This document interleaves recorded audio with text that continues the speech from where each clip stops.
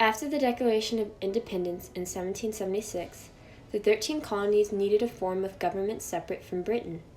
The Continental Congress decided to put in place the Articles of Confederation, also known as America's First Constitution, in 1777. However, because of a fear of another monarchy, the document gave more power to the individual states than the federal government. With this imbalance in power, the federal government could not enforce taxation that would provide money for the Revolutionary Army. Also, later on after the Revolutionary War ended, Massachusetts had no federal militia to help them stop Shays' Rebellion, which started by unrest in the farmer population of America. Massachusetts was able to quell the rebellion with its own state forces, but the need for a new form of government had arisen. In response to the issues revolving around the country due to the Articles, 55 delegates from around the country formulated the Constitutional Convention, a large meeting to discuss how to fix the Articles of Confederation. But with all the issues with the Articles, would it be better to just rewrite a completely new document as the basis of their government? Resolution 1, that the national legislature ought to consist of 2 branches.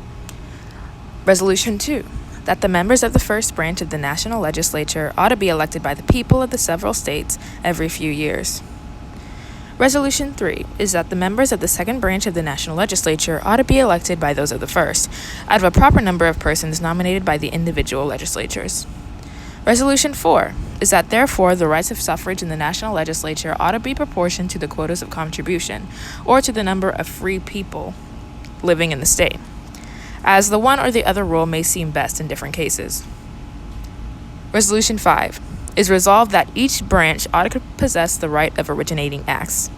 The next resolution, that a national executive be instituted, to be chosen by a national legislature for a certain number of years per term, and to be ineligible a second time, and that besides the general authority to execute the national laws, it ought to enjoy the executive rights vested in Congress by the Confederation. Next, the resolution that says that the executive and a convenient number of the national judiciary ought to compose a council of revision with authority to examine every act of the national legislature before it shall operate. Next, that a national judiciary be established to consist of 1 or more supreme tribunals and of inferior tribunals to be chosen by the national legislature, the inferior tribunals attending the first instance, whilst the supreme tribunals attends to the dernier result, consisting of all piracies and felonies on the high seas, captures from an enemy, cases in which foreigners or citizens of other states applying to such jurisdictions may be interested, or which respect the collection of the national revenue, impeachment of any national officers, and questions which may involve the national peace and harmony. The next resolution says that provisions are needed for the engagement of Congress and for the admissions of states.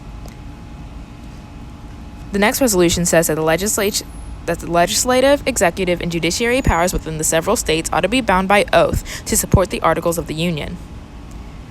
And lastly, that provision ought to be made for the amendment of the Articles of Union whensoever it shall seem necessary.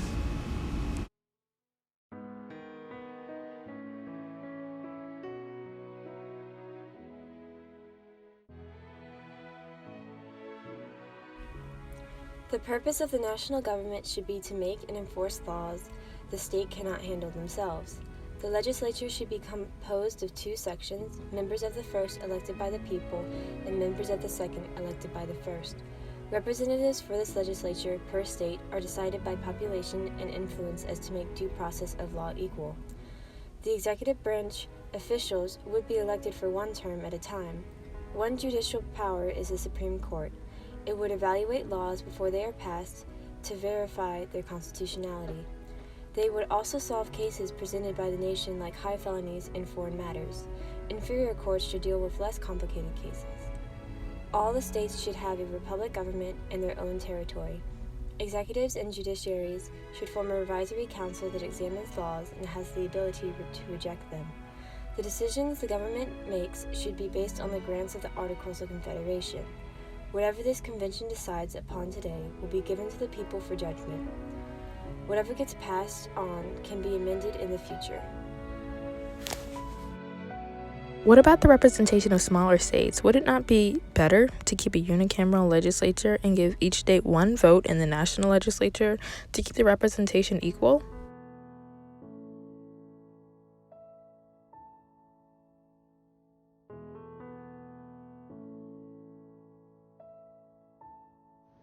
Three-Fifth Compromise was an agreement proposed by James Madison, reached during the 1787 United States Constitutional Convention over the counting of slaves and determining a state's total population.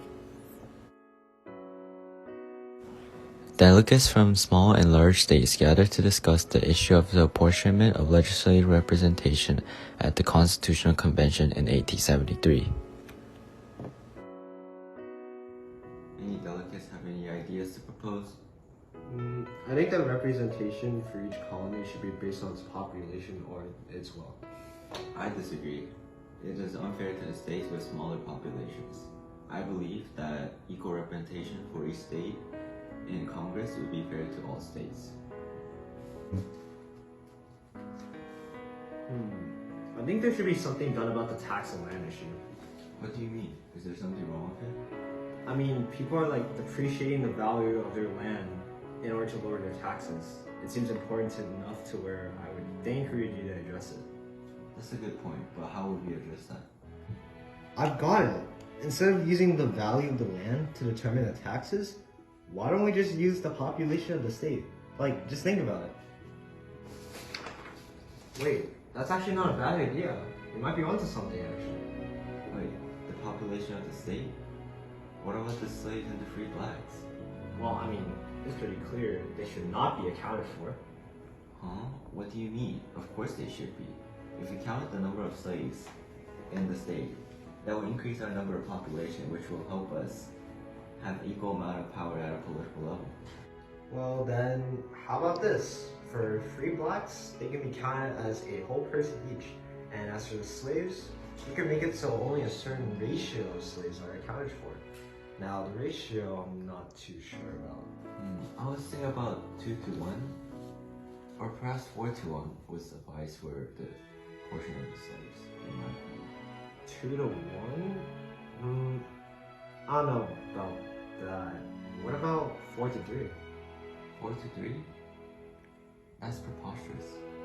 If you guys don't think that 2 to 1 or 4 to 3 will work, but then how about we do 3/5 or 5 to 3? Not too much and not too little, wouldn't you say? Not a bad idea. I can agree with that. Yeah, I can also agree on that.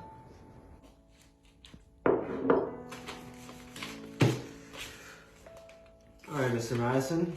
Is every colony in here in favor of James Madison's proposal? Sir, this is from New Hampshire. I do not agree on this proposal by James Madison. Sir, this is coming from Rhode Island. We also do not agree on this proposal. Alright, well, since New Hampshire and Rhode Island do not agree on this proposal, then I'm afraid to say that not every colony has agreed on James Madison's proposal, meaning that we do not have a unanimous vote from every single colony, and according to the Articles of Confederation, we do need a unanimous vote from every colony. So therefore, meaning that James Madison's proposal will be dismissed. Wait, what? No way. Can you at least make any exceptions? You can't do that, sir. I'm afraid I can, Mr. Madison. I'm sorry, but it is not my choice. It is only according to the Articles of Confederation. So, once again, because not every colony agreed on your proposal, it shall be dismissed. Adjourned. Because of the Article of Confederation, which required every decision to be agreed by every colony, James Madison's proposal was unfortunately dismissed. However, in the Constitutional Convention of 1787, his idea would be brought up and revived again, and edited to fit the both North and the South. Alright, Virginia Planet dismissed. Adjourned. Okay. So, anyone else got any other proposals? Anyone?